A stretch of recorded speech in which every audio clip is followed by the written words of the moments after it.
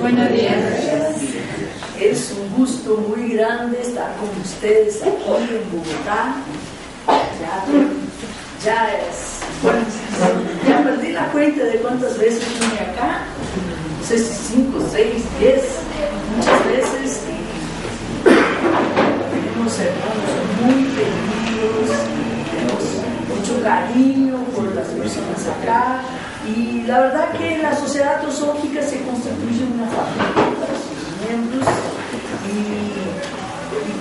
y tenemos parte de la familia en Bogotá, y ustedes cuando se vayan a Brasilia también tienen parte de la familia allá, y así seguimos investigando y tratando de encontrar significado a la vida, tratando de entender mejor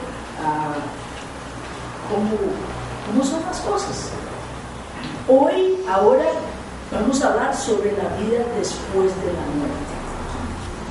Es una investigación que yo hice con base en las cartas de los Mahatmas y Amidesanti. Les puedo decir qué es lo que yo pienso acerca de la vida después de la muerte. No es un dogma que nadie tiene que aceptar y tragarlo de cualquier manera, pero son reflexiones de un material que yo considero de alta calidad, y vamos a ver si a ustedes les agrega algo. Para los que ya están familiarizados con la literatura teosófica, estas palabras sobran, pero para los que llegan aquí por primera vez, es siempre bueno aclarar que no hay un dogma que uno tiene que aceptar. Nosotros estudiamos, compartimos lo que estudiamos y uno acepta lo que le parece. Bueno, adentro de este criterio,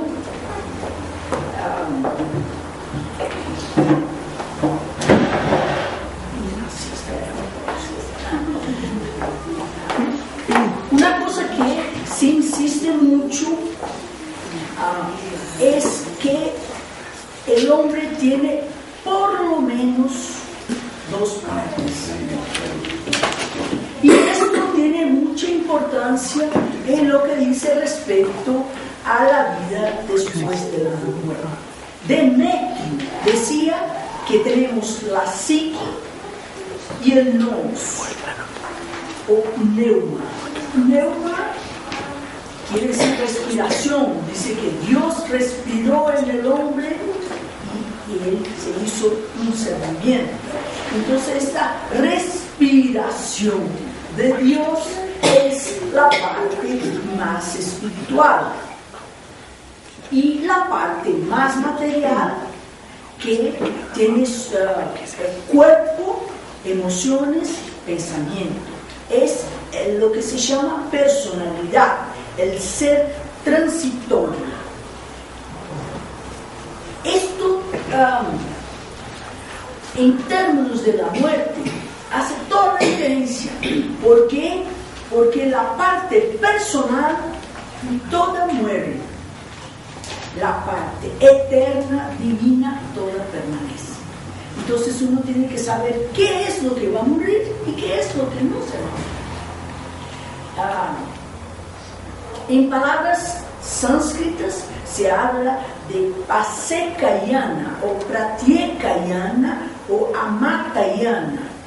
Con pratyeka es el vehículo personal que sí se muere, y amatayama o amrita es el vehículo inmortal que no se muere.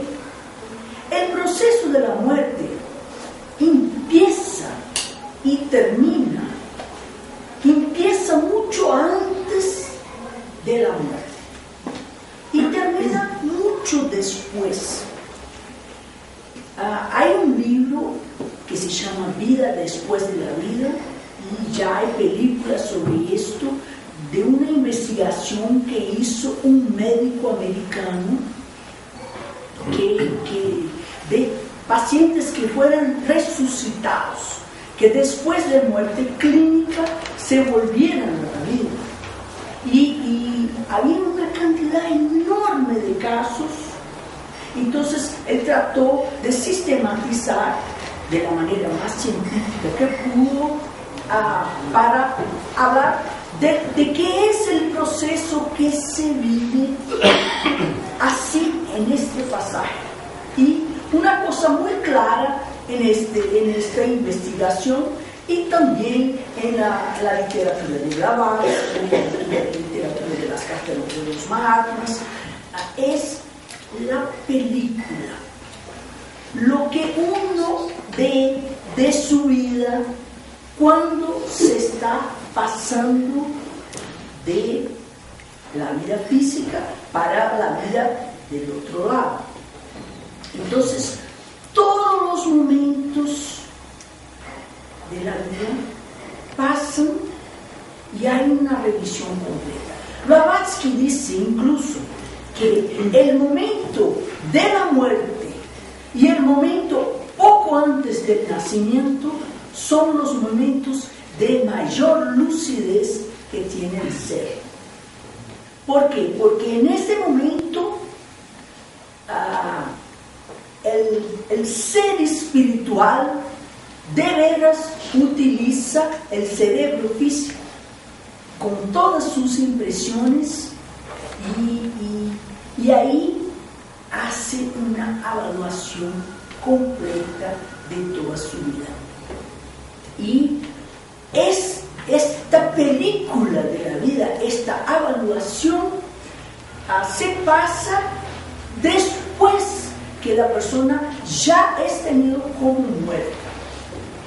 Incluso la mayoría de las personas que tuvieron muerte clínica y se devolvieron pasan por la experiencia de esta película de toda su vida, de este proceso de acordarse de las cosas más importantes.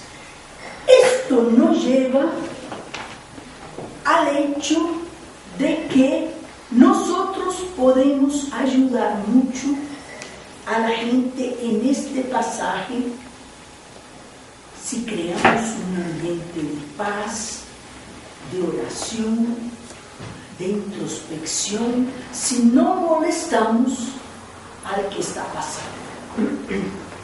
Si no estamos ahí llorando, diciendo, bueno, no te vayas. Todas esas experiencias de apego afectan directamente a la persona que está pasando. Entonces, cuanto más podemos mantener un estado de tranquilidad, de oración, de paz, más creamos un ambiente favorable, o por lo menos no molestamos a aquel que está en su momento sagrado de darse cuenta de al final qué fue su vida, para qué vivió, qué es lo que se dedicó, qué es lo que hizo. Y Blavatsky, en la clave de la teosofía, nos da dos ejemplos muy interesantes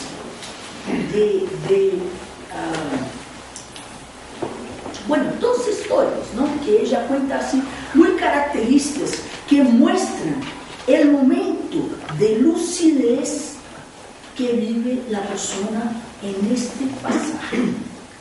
Entonces ella habla de una chica que era sonámbula. Y esta chica, cuando era sonámbula,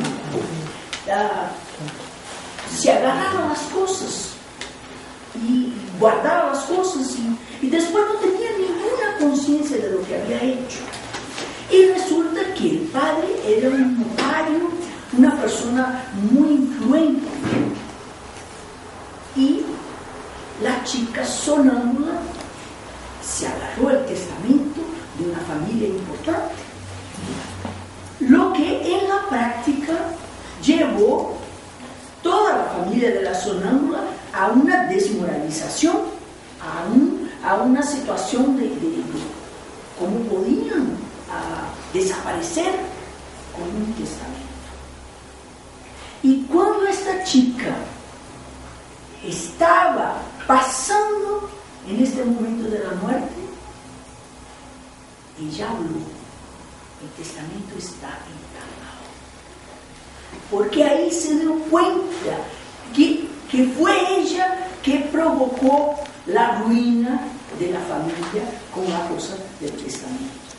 También Blavatsky nos cuenta de un señor que había nacido en Bélgica y Antwerpia, pero había vivido toda su vida en Francia y no sabía hablar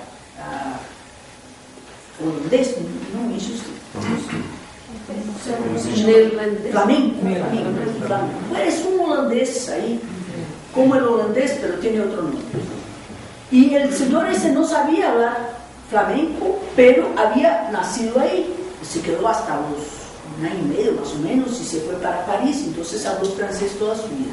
Entonces, en el momento que estaba también en esta transición, habló en flamenco que debía 15 francos a una persona hace 20 años que por favor lo pagara. Entonces esto muestra que no solo las cosas importantísimas pasan, pero también todos los detalles. Entonces hay una fusión de la memoria del cerebro con la memoria espiritual que está más allá del cerebro. Entonces, en este revivir de la vida, al final se queda como una síntesis, se queda como una impresión, se queda como algo más fuerte. Y este es el llamado último pensamiento. Lo que marcó aquella vida. Y este último pensamiento va a determinar la próxima vida. Incluso hay cosas de que, hay cuentos de que si uno vive una vida ahí poco más o menos, pero en el último momento acepta su Salvador, entonces se va para el cielo. Entonces hay una cosa de que se puede manipular el último pensamiento, pero de veras que no es así, porque el último pensamiento no está sob control, es el resultado de lo que se ha vivido. Así como el último pensamiento que tenemos antes de dormir también no está bajo nuestro control, está como el resultado de lo que estuvimos pensando todo el día. Bueno, en las cartas de los Mahatmas, específicamente en la carta 93, se dice: la experiencia de un hombre que muere, los pensamientos son involuntarios y no tenemos ningún control acerca de ellos. Sería como impedir a la retina de los ojos de darse cuenta del color que más le afecta. También en la carta número 93 se dice: precisamente por este motivo, para que nuestro último deseo pueda ser favorable para nuestro progreso futuro, tenemos que percibir nuestras acciones y controlar nuestras pasiones y deseos durante toda la vida. Porque es justamente como uno ha vivido que marca la tónica que sigue para la próxima vida. Y esta cosa de volverse a la vida. Hoy día se hacen choques en el corazón, se hacen masajes de resucitado y todo. Pero Blavatsky ya hablaba de esto hace un siglo. Y ella decía que no es ningún milagro, porque porque por esfuerzo de voluntad personal o por no resistencia a alguien que sabe controlar estas energías de la naturaleza, se puede volver a la vida en cuanto el cuerpo aún está en esta transición. Después de cierto tiempo, no hay milagro que le pueda traer el individuo a la vida. Bueno, entonces estamos pasando. El cuerpo se quedó. El ducto etérico se queda más o menos 2 días y también se va. Ahí se forma un nuevo ser con su astral, mental y todo lo espiritual. Entonces ahí hay lo que se llama una lucha mortal. Vamos a tratar de ver qué es esta lucha mortal. Un momentito.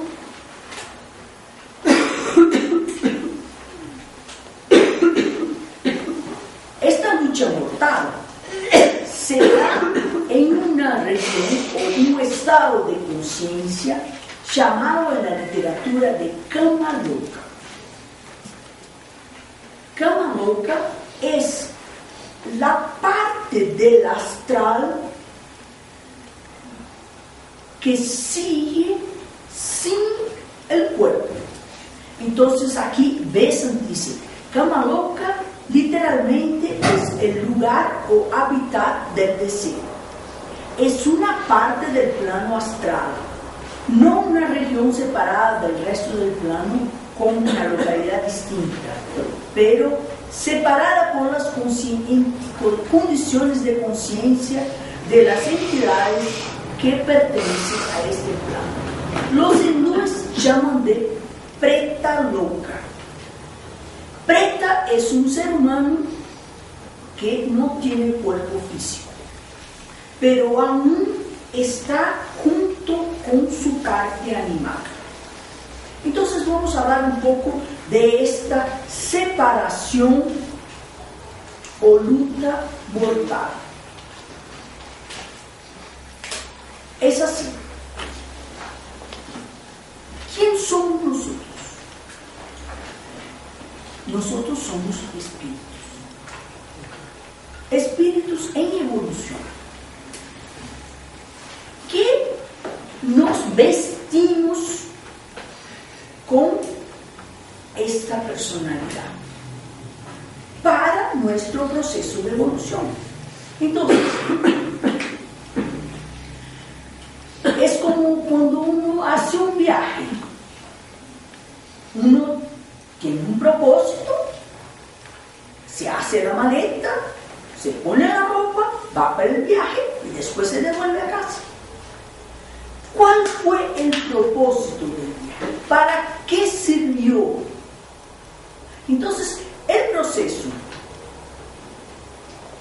de cama loca es el proceso donde se va a separar lo que es espiritual y que agrega al desarrollo de evolución de uno y lo que fue pérdida de tiempo.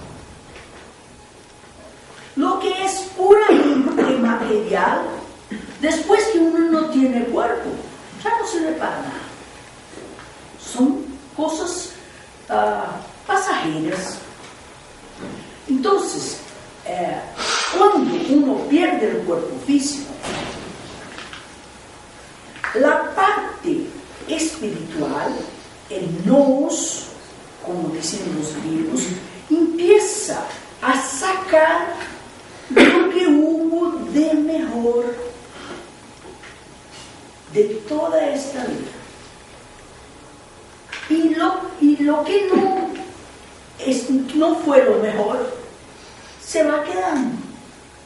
Entonces se va separando el ser, se va separando.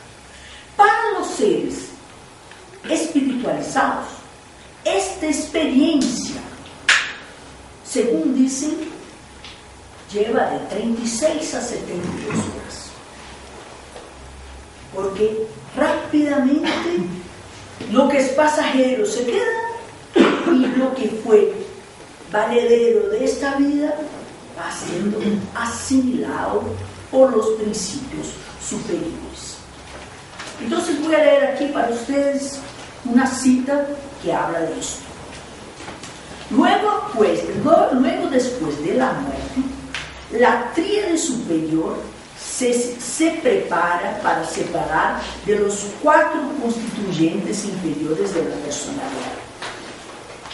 Si vence el superior, el sexto, atrayendo para sí la quinta esencia de lo mejor del quinto, esto está muy técnico, ¿no? Vamos a hablar. ¿Qué es la tríada?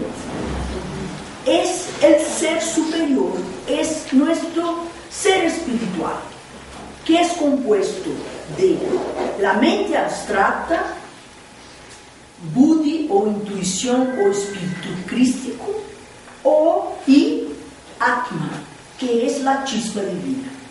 Entonces, este ser superior o individualidad o self o ego, hay muchos nombres.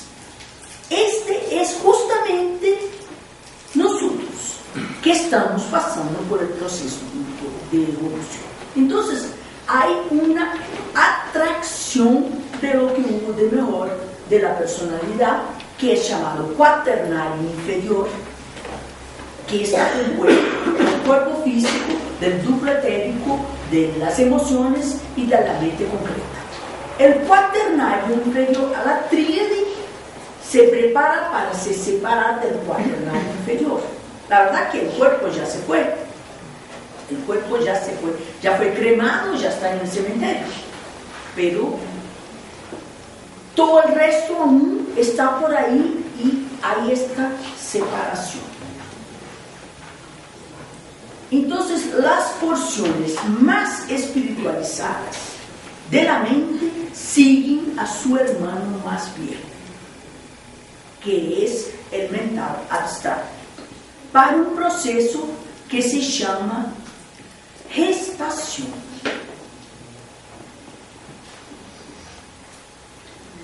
¿Y qué pasa con lo que no fue tan espiritualizado? Se queda con un cadáver astral que se llama de casca o cascarón. Se queda astral por un tiempo y este también se va a disolver y las tendencias se quedan como una maletita, esperando que el ser se venga de los reinos superiores y se vuelva a encarnar. Bueno, hay una diferencia en la literatura en cuanto a comunicación de los muertos con los vivos. Hay pequeñas diferencias entre un autor y otro. Y hay unos pasajes que son muy marcantes. Entonces, vamos a tratar de ver esas diferencias. Hay una cita de la carta número 85 que aclara mucho. Dice: todo cuaternario, ahora el ser ya muerto, forma un nuevo cuaternario, que es Kama, las emociones, Manas, el mental, Buddhi, el intuicional o crístico, y Atma, la chispa divina. Entonces, todo ser que se nos vive, todo cuaternario recién fallecido de muerte natural o violenta, por suicidio o accidente, con sanidad mental o insana, joven o viejo, bueno, malo o indiferente, pierde en el momento de la muerte todo recuerdo y es mentalmente aniquilado. Duerme su sueño akáshico en Kamaroka. Este estado dura de pocas horas, mucho raramente menos, a días, semanas, meses y algunas veces varios años. Haciendo una comparación con nuestra vida acá, el estado de la muerte es un poco como el sueño. Uno se duerme y tiene sueños más agitados o tiene sueños más tranquilos. Se puede decir que uno está consciente en el sueño. Es un tipo de conciencia diferente, ¿no? Uno en el sueño va de Japón a la Amazonia así, con un pensamiento, ¿verdad? En la práctica, sin sueño, cuesta un poco más llegar de Japón a la Amazonia. Uno tiene otra lógica diferente de los sueños, de la vida de vigilia, como se llama. Es un estado en que uno generalmente no piensa, pero sí comprende. Yo tengo mucha relación con los sueños. Yo analizo mis sueños desde el 76 y yo sé cuánto los sueños me aclaran cosas. Pero es una cosa de juntar imágenes y uno se va percatando. No es un estado activo, es un estado subjetivo. Entonces, si nosotros estamos enojados, hay que esperar que se pase el enojo. Hay que esperar que...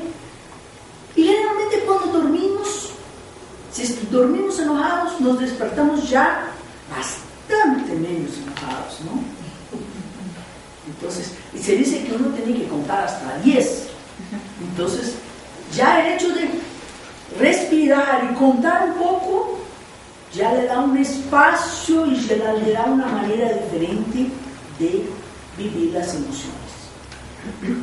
El estado de Kamaroka es así, es ese estado en que lo que está emocionalmente muy fuerte agarrado, hay que darle un tiempito para que pase. Para las personas más espiritualizadas, esto pasa rápido. Para las que no son más, que no están tan espiritualizadas, puede ser que lleve más un tiempo para que el enojo se pase o otra emoción fuerte. Pero hay una gran diferencia. Y esta diferencia son los suicidas. ¿Por qué? Los suicidas están con todos los principios menos el cuerpo físico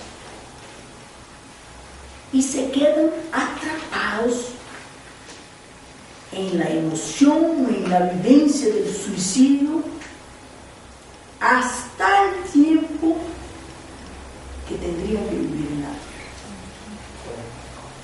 Entonces uno se imagina, ¿no?, que la vida tiene sus dificultades.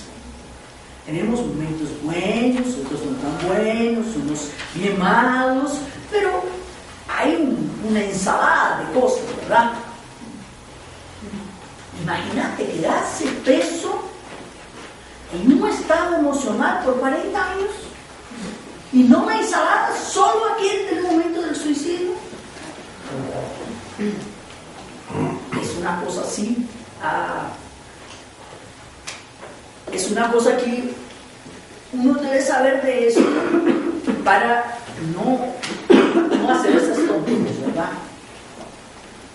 Incluso las iglesias no le rezan misa al que se suicida. Va toda una cosa. ¿Por qué? Porque queda preso justo en el Kama,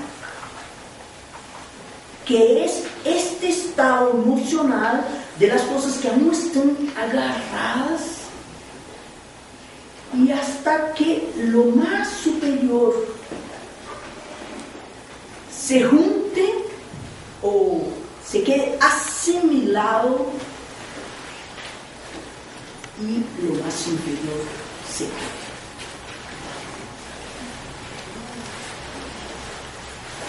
Bueno, también hay una diferencia en la literatura en cuanto, como yo decía, a la comunicación con los vivos. Este proceso de separación es muy intenso y muy personal. Generalmente sucede,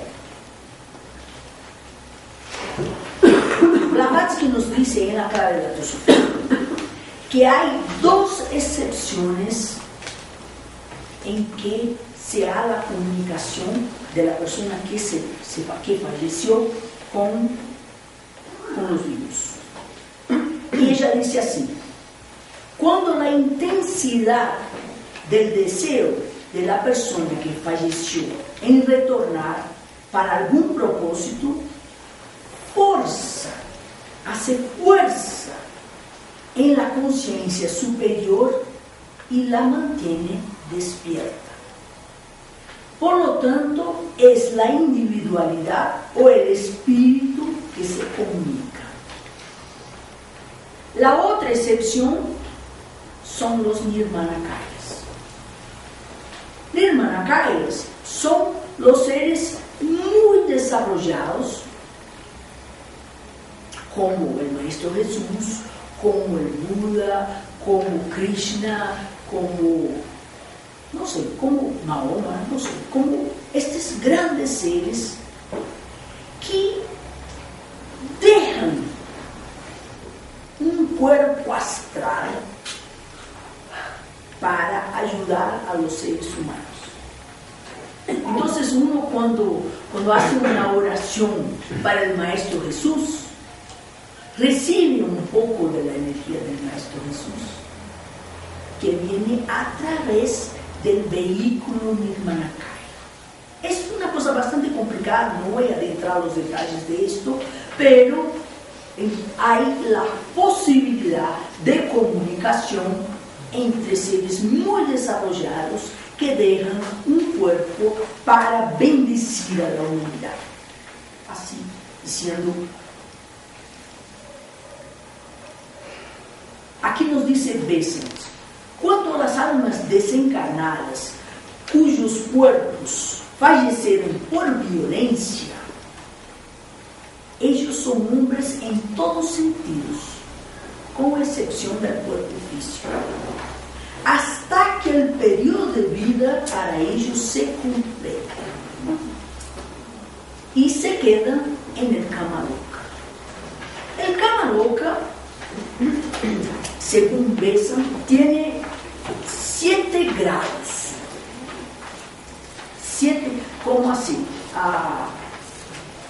Uno puede estar en una experiencia emocional muy refinada, de amor, de solidaridad, de bendición, o uno puede estar en una experiencia emocional muy violenta, de rabia, de venganza, entonces son 2 fajas emocionales dentro del mismo principio astral.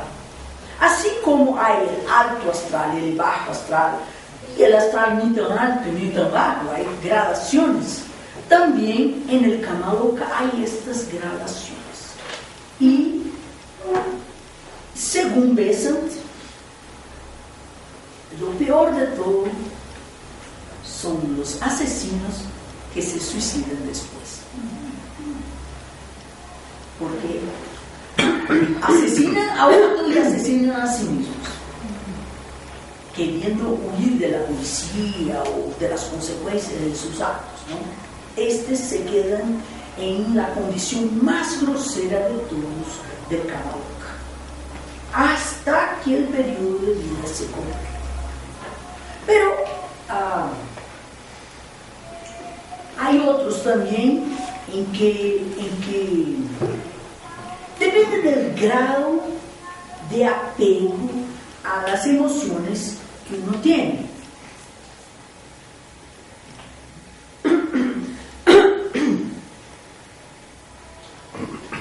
Bueno, no sé si voy a encontrar aquí lo que tenía que decir para ustedes, pero la lógica es esta. Hay gradaciones y el sexto, yo me acuerdo que trataba de el orgullo artístico. Uno se queda preso al orgullo de su obra y todas las emociones de esto, y mismo también las imaginaciones muy fijas que uno tiene del cielo y de los libros sagrados y todo. Se crea una prisión mental, emocional, hasta que uno se despliegue y pase al estado de gestación. Gestación quiere decir generar, es como un embarazo. Uno está embarazado ¿de qué? Es como, para decirlo de una manera bien simple, es como el espíritu está embarazado de lo mejor que puede esta vida, en un proceso de asimilación hasta que ocurra una nueva muerte, que es llamada segunda muerte, donde se pasa al estado del Devachan. Entonces aquí también hay un pasaje muy interesante en la carta número 163 que dice así: el Kama-loka puede ser comparado al bestiario del artista, donde él saca la ropa que utilizó del último personaje antes de volverse él mismo. El ego inmortal en el ciclo de peregrinación en una serie de encarnaciones. El ego eterno, nuestro ser superior, nuestra verdadera naturaleza, que se dispe en Kama-loka de sus principios inferiores con sus pasiones y deseos, entra en el estado llamado Devachan. Por tanto, es solamente lo que es puramente material, puramente emociones refinadas, afeiciones, aspiraciones, acompañan el ego para este estado de felicidad. El estado de felicidad es el Devachan. Es comparable a lo que los cristianos llaman de el cielo.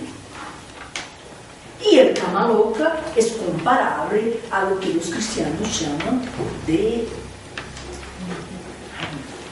purgatorio.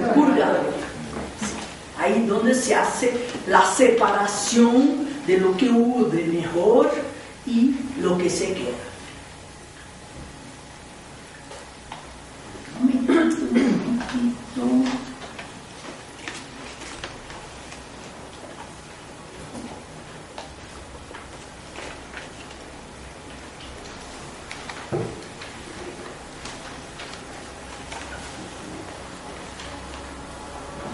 Entonces, la gestación antes de este cielo, dicen los Mahatmas, después de esta lucha mortal, se entra en un periodo de gestación. Es en este periodo que el aroma espiritual de la vida anterior es tragado por la entidad egoica, por el ser superior. Sin este aroma, el ego no tendría identidad personal en el próximo estado. Entonces, es parte más refinada del principio mental se mantiene. Y esta parte más refinada es lo que nos da identidad de una vida a otra. Aunque no nos acordemos de nuestras vidas anteriores, tenemos una identidad de un principio que sigue su proceso de evolución. Bueno, y si tuvimos otras vidas, ¿por qué no nos acordamos? Porque de hecho, este cerebro físico no pasó por otras vidas. Este cerebro físico se acuerda más o menos de las cosas de esta vida. El recuerdo de todos los nacimientos está en un principio muy superior. Entonces, aquel que consigue elevar su centro de conciencia a los principios superiores puede acordarse de las vidas anteriores. Se dice que el Buda tenía conciencia de todos sus nacimientos, pero el Buda elevó su conciencia en un grado que el vehículo físico no hacía ningún obstáculo para que él pudiera accesar sus principios superiores.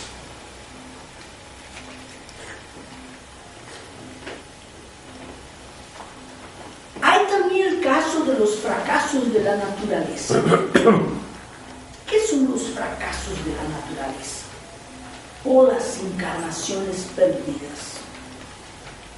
Esto es una cosa que se habla poco, pero una noción más o menos general es bueno uno tenerla. La cosa es así, voy a tratar de poner en el lenguaje más simple posible.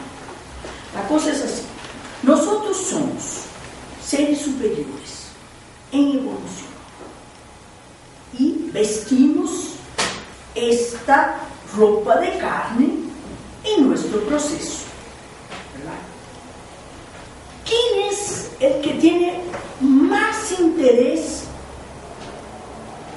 que esta vestimenta se vaya bien? El ser que la anima, ¿verdad? La vida, el ser espiritual, que al final vino para acá para un propósito. Pero resulta que muchas veces el contacto entre la vestidura de carne y el ser superior se queda con mucho obstáculo. ¿Por qué? Porque aquí las cosas son más groseras. Nuestra verdadera naturaleza es espiritual. Entonces es como un pájaro que canta.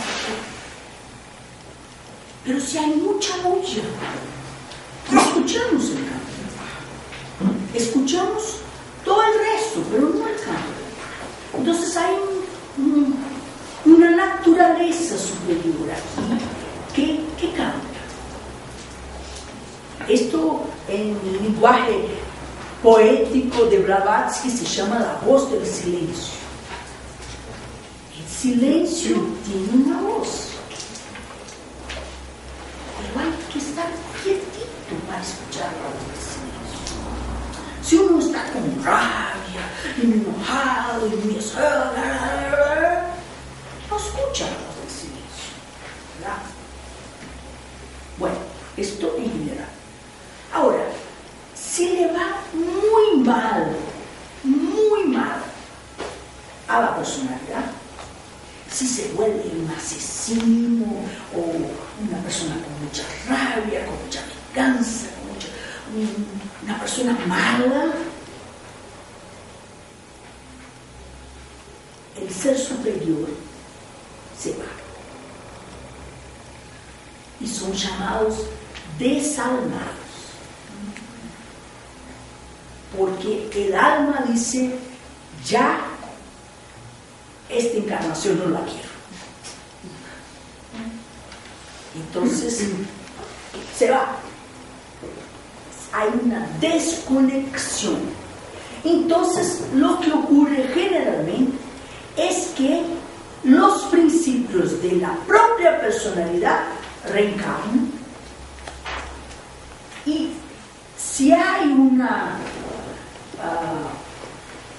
¿cómo se puede decir? Si hay una mejora sustancial, la nueva personalidad puede atraer de vuelta el ser superior.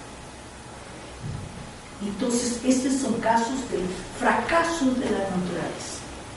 Y la literatura dice que son como una página arrancada del libro de la vida.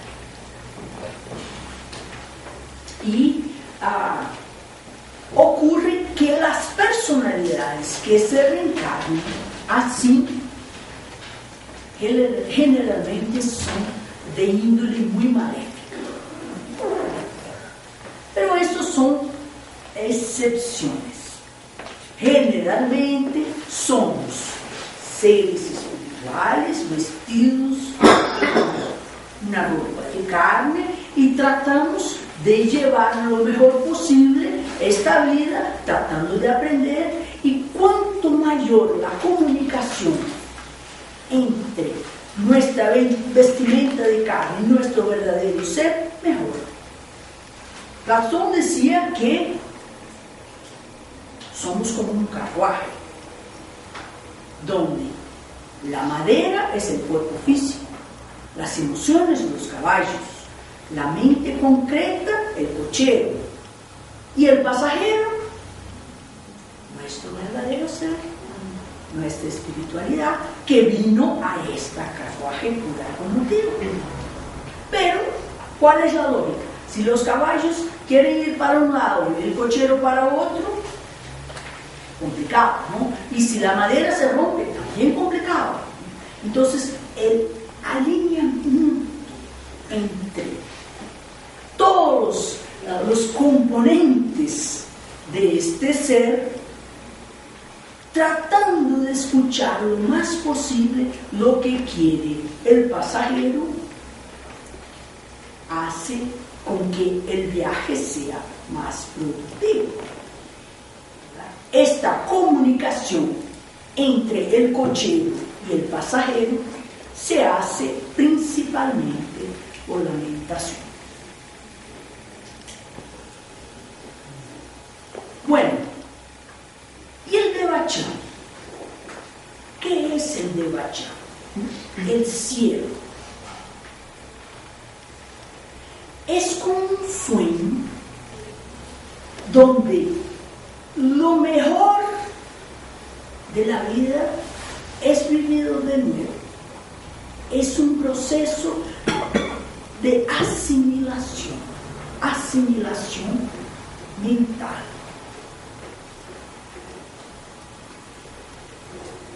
Dicen los Mahatmas, después de la segunda muerte, cuando se dejó el cadáver astral, cuando se hubo esta separación completa entre lo que había de mejor y lo que la parte animal de uno, esta es la segunda muerte. Cuando el ego, cuando la individualidad está libre del estorbo de los restos impuros de la última personalidad, generalmente recobra la conciencia. Y cuando recobra la conciencia, se despierta gradualmente en un estado de felicidad inalterada. Este estado es descrito como el Devachan. En budismo muchas veces ese estado es descrito como Sukhavati. También el cielo, como el cristianismo. Entonces, El Devachan es una continuación idealizada de la vida terrestre, donde asimilamos nosotros, seres espirituales, asimilamos lo mejor y vivimos intensamente todo lo que hubo de mejor en aquella vida.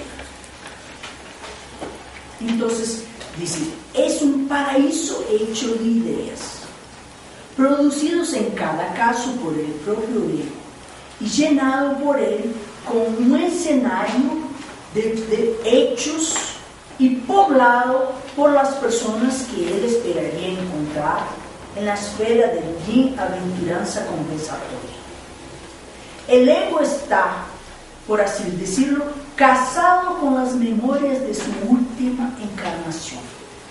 El estado devachánico es una continuación trascendental de la vida personal que se terminó. Bueno, el tiempo en este estado de felicidad también es proporcional al material bueno que llevamos, porque es un vivir de nuevo lo que hubo de mejor en la vida pasada.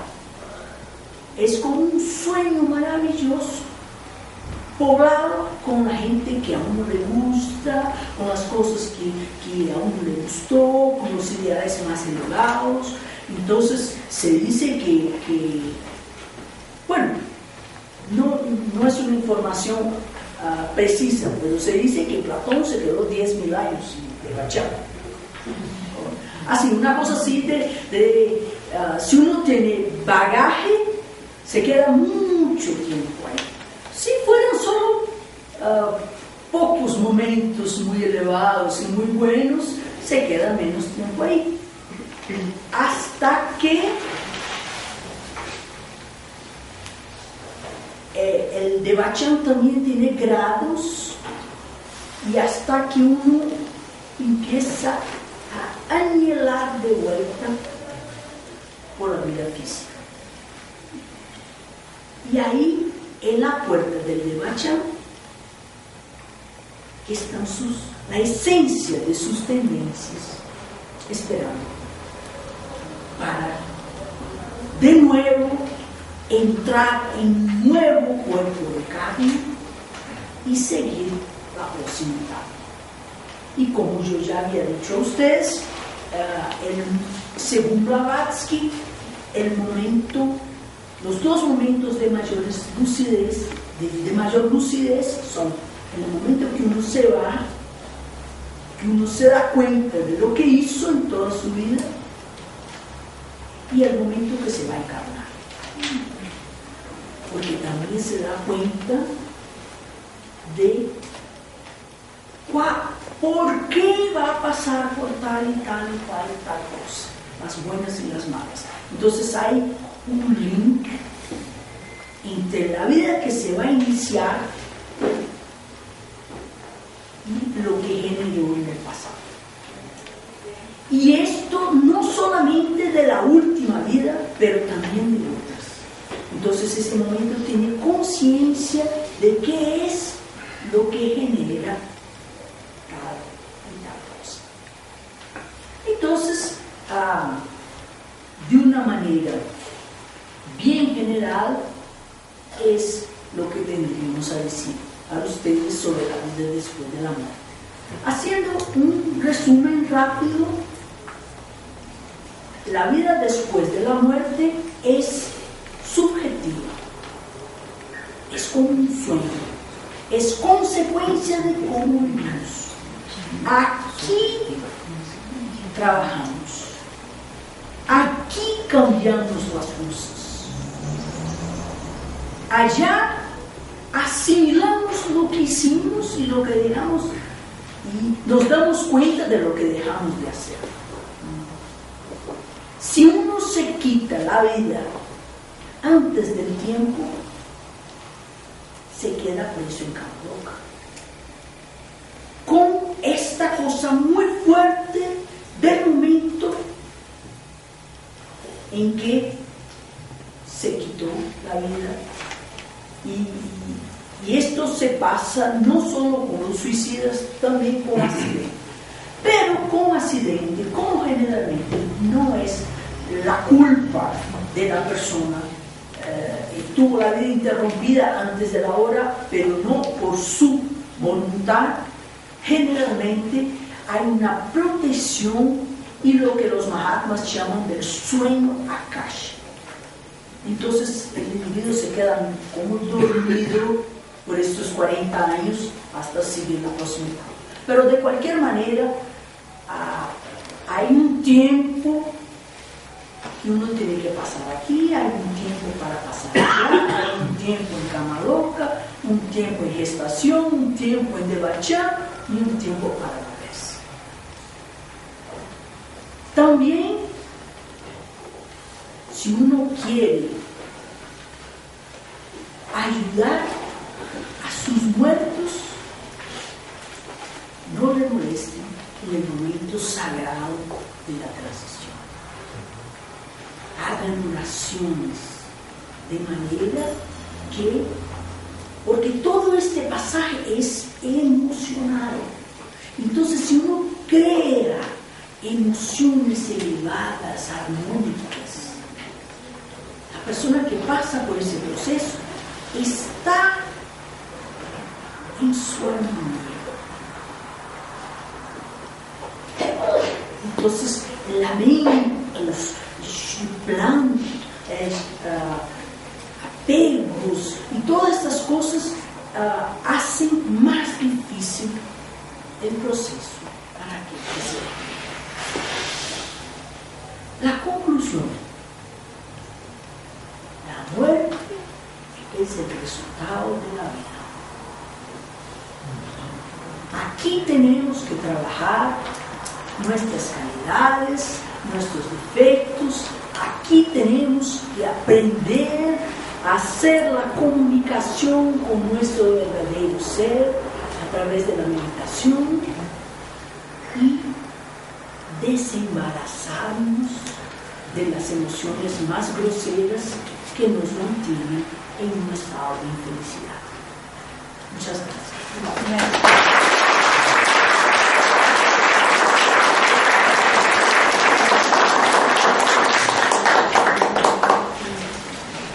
Creo que debe haber muchas preguntas y que Isis se va a prestar a ayudarnos a aclarar muchas cosas que a lo mejor quedaron en el suspenso. Y luego pasaremos a tomar un refrigerio. Como hay 12 espacios para el refrigerio, unas personas pueden salir y subir a una mesita que hay acá y otras salir acá a este patio para recibir alguna cosita para charlar un ratito y a ver si se puede. Entonces, por favor, vamos a empezar. Damos unos 10 minutos de preguntas. La persona que haga una vez uso de la palabra, por favor, cédasela después a otra, ¿no? Entonces, que no sea una sola persona la interlocutora. Primero comenzamos aquí con el señor. Bueno, en primer lugar yo quiero felicitar a la doctora por esa agilidad mental, digámoslo así, para explicarnos ese trance o ese más allá o después de la muerte, todas esas vivencias que tú nos has explicado en una forma especial. Y yo considero en parte que para uno entender todos esos cambios se necesita partir de una religión que tenga uno. De esa religión tiene algunas creencias y alguna comunicación. En todo caso, me parece muy interesante su conferencia. Gracias. Me parece que tiene interés. Una pregunta, como tú dices, técnica. ¿Cómo? Una pregunta técnica. Sí. Si se puede llamar así. Bueno, es con relación a la noción del tiempo, ¿cierto? Sí. O sea, uno de los conceptos pues físicos y filosóficos más complicados es la noción del tiempo. Sí. De ahí que, por ejemplo, haya tesis como las de los mayas galácticos que hablan de que un problema para la humanidad es precisamente que no está sincronizada con el universo y con los tiempos del cosmos. Entonces mi pregunta es, por ejemplo, cuando tú te refieres que das horas, en tantas horas pasa eso, 32 horas, 72 horas está sucediendo esto, o cuando haces una cita tal vez literaria y metafórica de que Platón se quedó 10.000 años en el de Bacán, que según nuestro tiempo todavía están por sucederse. Pero entonces, ¿cómo es la noción del tiempo? O sea, ¿cuál es el tiempo del no tiempo? O sea, del no tiempo cristiano, por ejemplo, del gregoriano en el que vivimos. O sea, ¿cuál es el tiempo espiritual en el que están sucediendo esas cosas? Mira, muchas de esas informaciones yo he estudiado, entonces las 76 o 72 horas es puro estudio, no tengo más que decirle aparte de lo que he leído, ¿verdad? Yo tengo la impresión que para el ser interno no hay tiempo, pero para la personalidad sí hay. Entonces, para el ser interno hay ritmo, pero no tiempo. Y yo creo que 10.000 años es fuerza de expresión, pero da la idea que depende de cuánto uno se lleva, se queda más tiempo allá o no. Hay autores que dicen que uno se queda de 600 a 1.000 años en el derecho. Otros autores dicen de 1.000 a 1.500. Yo no tengo cómo evaluar. De cualquier manera, parece que el tiempo que uno se queda del otro lado asimilando lo que vivió es mucho mayor que el tiempo que uno vive de ellas. Entonces, es una experiencia de 80 años, 100 años, y después 1.000, vamos a decirlo así, para asimilar todo lo que hubo, para realmente el ser que nace no es el mismo ser que murió, porque el ser que murió tenía experiencias, pero no las había asimilado. El ser que nace ya las asimila. Entonces hay una evolución subjetiva de asimilación. Pero crear hechos, creamos acá. Allá se asimila. No sé si te contesté todo lo que querías saber, pero... Sí, gracias. Sí, por favor. Bueno, muchas gracias por la exposición. Tengo dos preguntas que no tienen que ver, pero para no hacer uso dos veces de la palabra. La primera, el tiempo que pasamos viendo la película es diferente a estos tiempos que estábamos hablando, ¿no es cierto? Este tiempo es el tiempo de la... A mí la pregunta es si la cremación altera o puede interrumpir, dañar ese proceso de la película. No. El tiempo de la película, según parece, son pocos minutos, hasta que el cerebro físico se muere. Porque desde el punto, cuando paramos de respirar, cuando el corazón se para, el cerebro aún funciona un poco más. Y el corazón ya paró. Entonces es este momento que el ser superior piensa a través del cerebro. Pero son pocos minutos. Y la cremación se dice que ayuda en el proceso de desintegración del duplo etérico, porque muchas de las energías que se quedan en los cementerios son los duplo etéricos ahí presos al cuerpo y todo. Esa desintegración lleva un tiempo.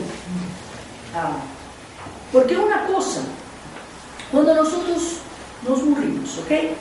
Hay la separación, pero hasta que el cuerpo se desintegre totalmente lleva más 20 años, aunque nosotros ya nos fuimos, ¿verdad? Entonces uno se separa del dupletérico, pero el dupletérico se queda ahí también más un tiempo hasta que se desintegre. Después la separación de cama-boca, el cascarón o cascón también se queda. Y es este cascarón que generalmente se manifiesta en las secciones espíritas, según la literatura. Que tiene una conciencia, pero es casi como un sonámbulo. Es un agregado, pero sin la inteligencia del ser superior. ¿La segunda? Sí, que No, sí. La segunda es si podemos hacer algo para ayudar al suicida, ayudar en su proceso, nosotros aquí. Bueno, oración, un poquito más de oración.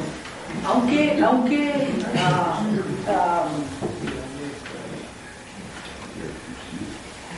sí, dice la literatura que si la persona era muy buena, de alguna manera encuentra alguna protección, pero generalmente es el peor de los crímenes. ¿Sí? ¿Dónde queda la infinita compasión y misericordia divina? Le voy a decir, la infinita compasión nos guía en este proceso, pero uno coge lo que planta. El cielo no es eterno, el Kama-loka tampoco es eterno, el Avicii, que es otro estado que yo ni hablé, que es como un infierno, también no es eterno. Entonces uno más o menos va plantando y va cogiendo el resultado de sus experiencias, y la divina compasión nos guía en este proceso. Pero vea, si un chiquito de 2 años mete el dedo aquí en el enchufe, va a llevar el golpe, aunque no tuvo la intención, aunque es inocente, las cosas tienen su consecuencia. Entonces la divina compasión nos deja como instructores que nos guían en este proceso, nos dejan los nirvanakayas que tienen un cuerpo astral para bendecir a aquellos que se vuelven, para bendecir a la humanidad. El problema es que si nosotros no nos volvemos para esta inspiración, ni nos percatamos. Entonces hay todo un proceso de evolución guiada, pero de cualquier manera no quita el hecho de que uno se come lo que come.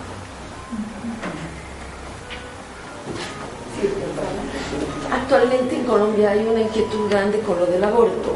Yo quisiera, si es posible, nos explicas qué pasa con el ser que no logra nacer y con la madre que toma esa decisión de abortar. ¿Es posible saber algo? Es un karma, es un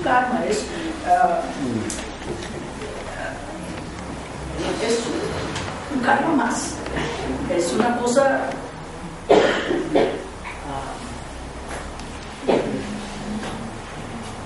Hay casos y casos, ¿no? En Brasil, por ejemplo, el aborto es prohibido, con excepción de los casos de violencia. ¿Por qué? Porque si una madre fue estrupada, claro que no quiere el bebé que está ahí adentro. Entonces, en este caso, tiene derecho a sacarlo. Y esto les digo así, en general, por la ley. Yo creo que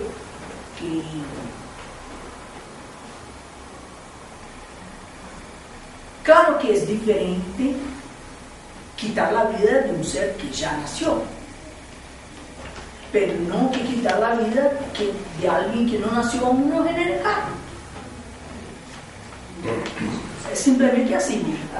El ser que se iba a nacer tiene que encontrarse otra panza, ¿verdad? Tiene que encontrarse otro medio de entrar en el mundo, ¿verdad? Y la madre que no lo quiso también tiene que pagar por eso. Es caro, puramente. Pero no tiene la gravedad infinita que suelen darle principalmente los curas católicos, ¿no? Yo creo que el suicidio es peor que el aborto, pero porque el aborto está en un proceso, no se concluyó así. Y también, vean, un aborto de 6 meses es diferente de un aborto de 1 mes. 6 meses el chico está prácticamente formado. Con 1 mes aún es un proyecto. No estoy a favor del aborto. Creo que genera karma, pero no creo que tenga la misma gravedad que el suicidio. Gracias. Bueno, perdón un momentico, Jacqueline, y después Marta. Bueno, yo quería hacer una preguntita. Tú hablaste en una parte de los desalmados, de personas que eran demasiado malas, malignas, y que ese ego, ese poder superior que está dentro de ella decidía abandonarlo. Sí. Pero yo considero que si ese ego o ese poder superior, que es un ser en transición, ¿sí?, en evolución, que pasa por la vida para evolucionar, no puede abandonar ese cuerpo que era el medio, el carruaje, que le iba a permitir sembrar para después recoger. Por esto es que tiene que ser una situación demasiado grave. Pero ¿dónde va? No hay muchos desalmados. O sea, ese desalmado cuando muere no va a tener esa, porque ya no está, esa parte divina o esa parte que se tiene que desprender de lo malo. Mira, alguna cosa buena tuvo que haber tenido en su infancia, su juventud, en alguna parte. Mira, ¿qué es el ser que no va a tener? El ser, el carruaje, se muere de cualquier manera, o antes o después, y lo que se asimila es lo que hubo de mejor, es como el aroma de la flor, no la flor se muere. Entonces lo que uno asimila son las mejores tendencias, porque el carruaje se muere de una manera u otra. Hay que ser una cosa demasiado grave para que el ser superior tome la decisión de decir, no, aquí ya no más, ya no quiero. ¿Y qué pasa con esa personalidad? Vuelve a encarnar, pero la persona se va a morir de cualquier manera, de una manera o de otra, más temprano o más tarde. O sea que el desprendimiento se va antes. Entonces el desprendimiento sería antes. Ese ser superior se desprende de ese carruaje antes de su muerte. Es excepción. También hay los casos de los magos negros, ¿no? Magos negros. Los casos de los magos negros. Magos negros. Es el caso de un ser muy adelantado que se resbaló. Y ahí es un desalmado, pero un desalmado con tecnología, es un desalmado desarrollado, es un desalmado malo que sabe cómo hacerlo mal. Pero son excepciones. Bueno, creo que hay otra pregunta. Rodrigo quiere hacer una pregunta, a ver si le damos la oportunidad de que la haga. El esposo de la ¿Cuál es la diferencia entre alma y espíritu? ¿Cuál es la diferencia entre alma y espíritu? Esto es una cosa que me olvidé de hablar, entonces ahora vamos a hablar. Platón habla de cuerpo, alma y espíritu. El cuerpo, aquí. El espíritu, la chispa divina. Y el psicológico, el alma. Entonces, el alma va a ser asimilada en lo mejor que el espíritu y desintegrada en su peor. El proceso psicológico, todo está a nivel del alma. ¿Sí? ¿Había este señor? Sí, es mágico. Agradezco personalmente a la doctora habernos compartido la sabiduría sobre la vida y la muerte.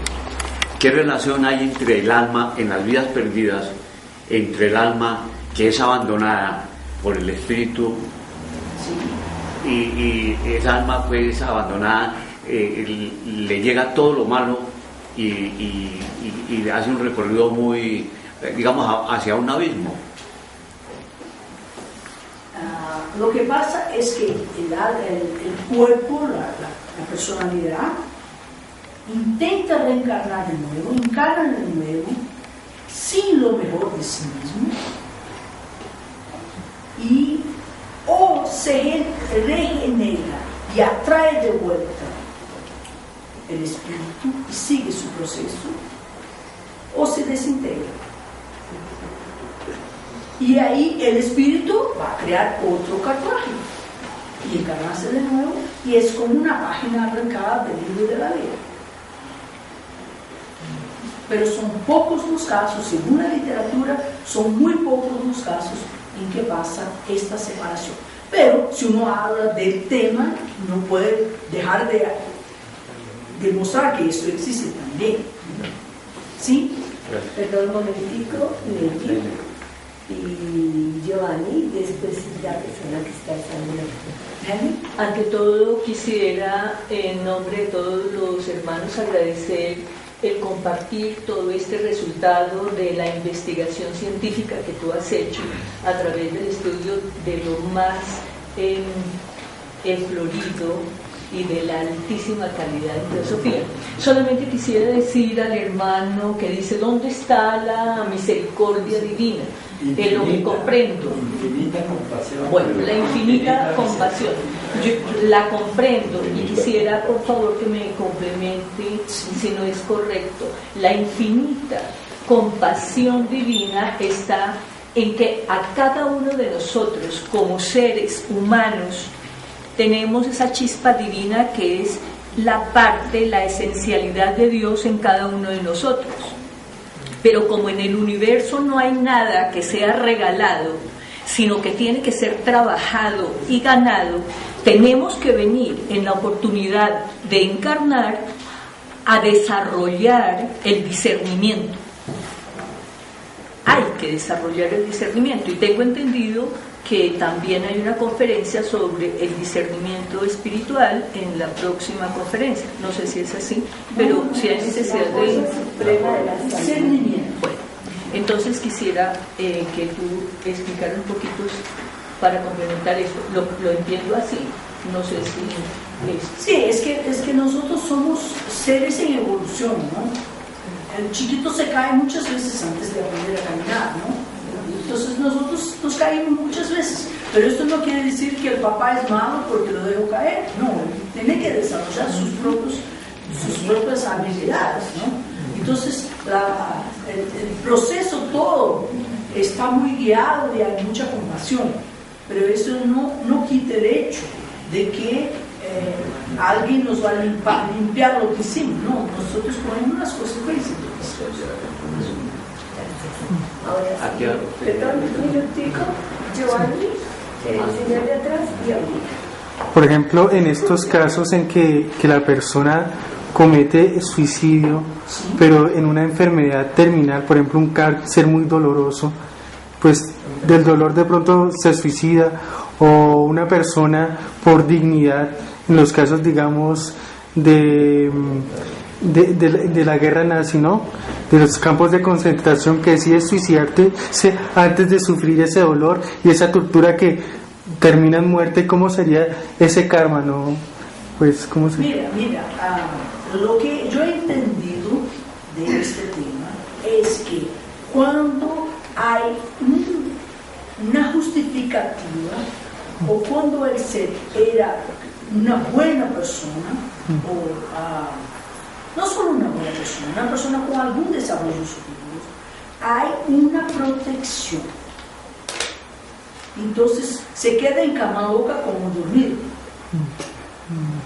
Porque la mayoría de la gente no tiene conciencia en cama loca.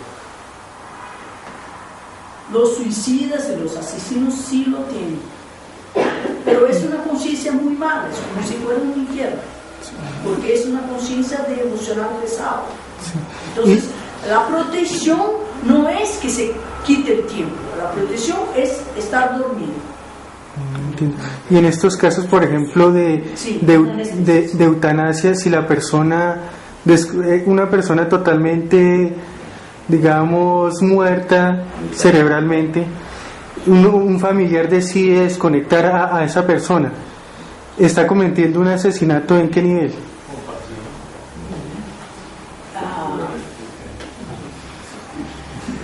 Yo creo que eso es la lógica. Se interrumpe un proceso. Se interrumpe un proceso y si hay justificativa se queda protegido durmiendo, si no hay justificativa se queda consciente. Hay un pasaje aquí que yo no he leído porque hay muchas cosas, ¿no? Que ningún ser muere insano. Mismo el débil mental tiene conciencia en el límite de la vida. Incluso de lo que fue que le causó esta circunstancia de tener una vida de débil mental. ¿Cuál fue el karma que lo llevó a eso? Entonces ahí está este libro. Gracias a Dios. La reencarnación es obligatoria, digo yo. Por ejemplo, digamos, a mí me fue tan mal en esta vida que yo digo, yo no quiero volver a reencarnar.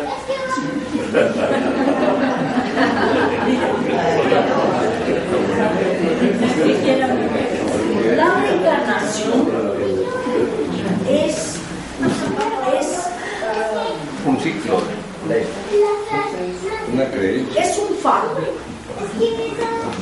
No sé si la palabra existe. Fardo, sí, es un fardo. Es un paso.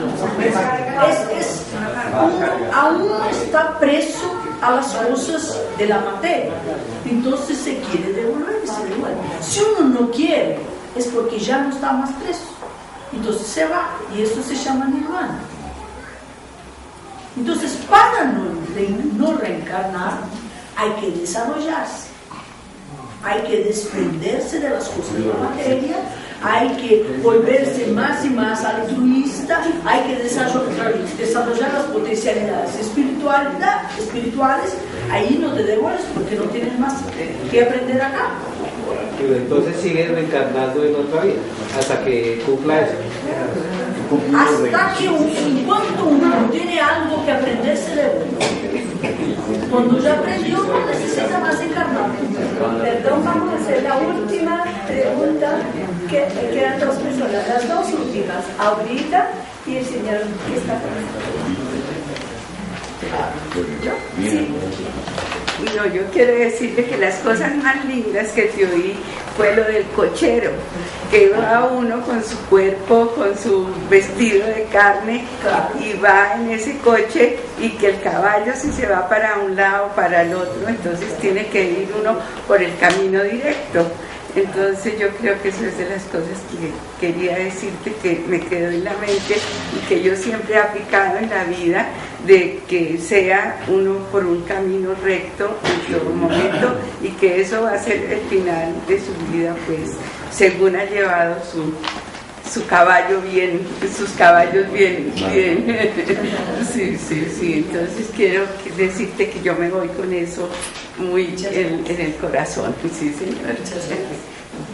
Falta uno. Y señor de atrás. Entonces queda nada más, perdón, ya porque la hora se nos atrasa mucho. Entonces, por favor, señor, una lista de Platón dice que los seres desarmados, los seres malos, deben reencarnar en animales malos, feroces. O sea, es posible,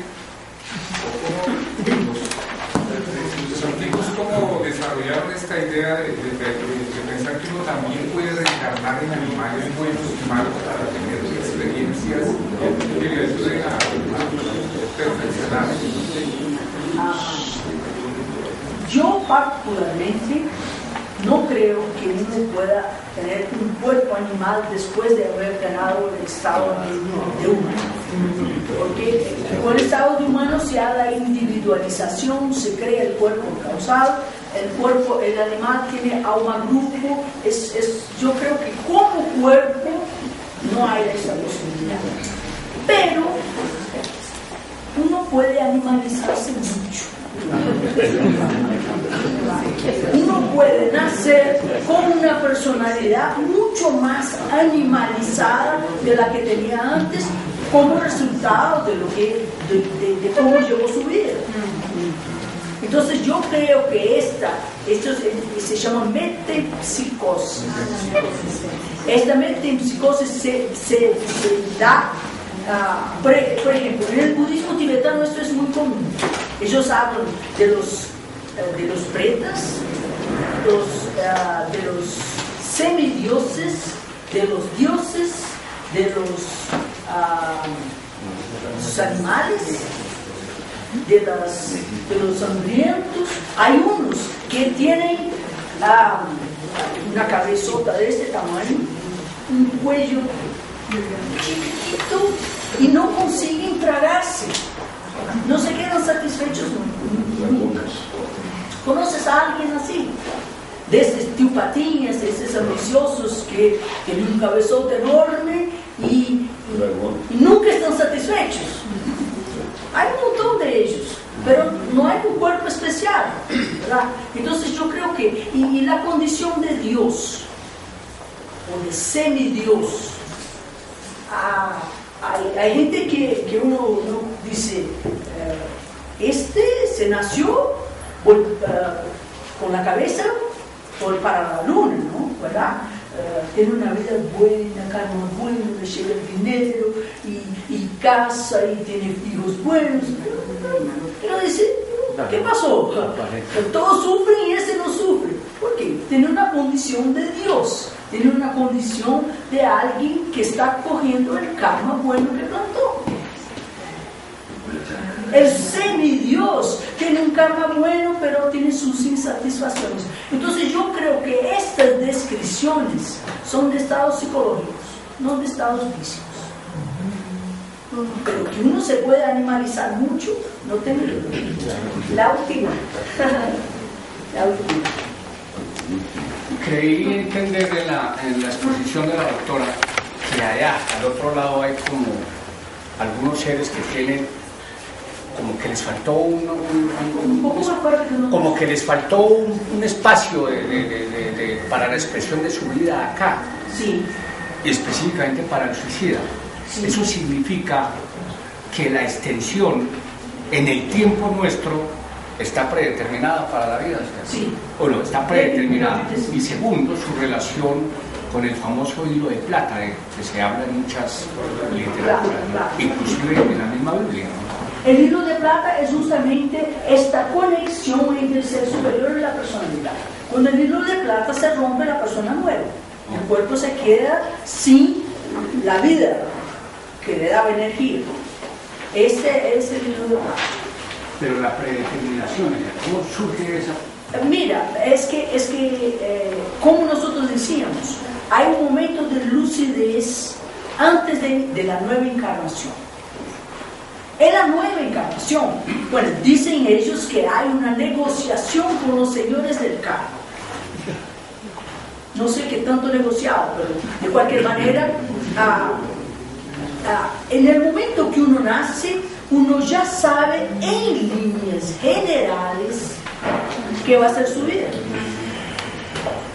En líneas generales. Vea, yo puedo ponerme tacones y lo hago a menudo, pero nada me va a hacer crecer un centímetro.